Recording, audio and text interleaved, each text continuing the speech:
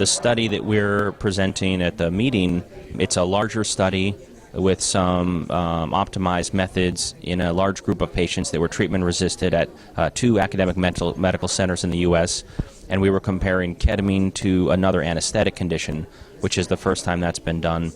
And again, this was a sort of an initial, still a very test of a simple hypothesis, which is, could a single injection of ketamine, a low-dose ketamine, be rapidly antidepressant? And we were focused on 24 hours after a single injection, and we compared patients that got a single injection of ketamine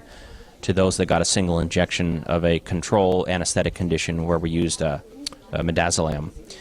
And we did find that ketamine had a specific rapid antidepressant effect, so in some ways replicating what had been done before in a larger study. And basically we think that this is simply adding to the growing body of literature that ketamine does have specific antidepressant effects in patients that are otherwise refractory to treatment.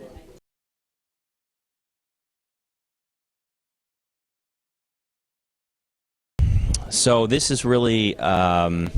the first of, I mean, it's certainly not the first study of ketamine in depression, but we're still very early in the research to move ketamine from a proof of concept, which is, number one, is a rapidly acting antidepressant possible using a medication. And we think that this shows that it is and confirms prior reports. But now the question of moving it to the clinic, meaning how do you go from a scientific study to actually a treatment for patients? And there what we think is needed is probably certainly further study looking at giving ketamine over a period of time, say a number of weeks, 4 weeks or longer, sort of what we would consider a clinically meaningful time period to see if patients treated with a regimen, repeated doses of ketamine over time can have not only a rapid antidepressant effect but a sustained effect.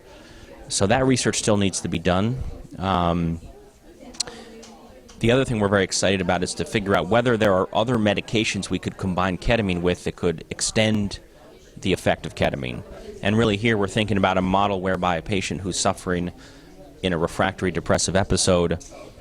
could undergo a series of one or several ketamine infusions to help get them out of the depression,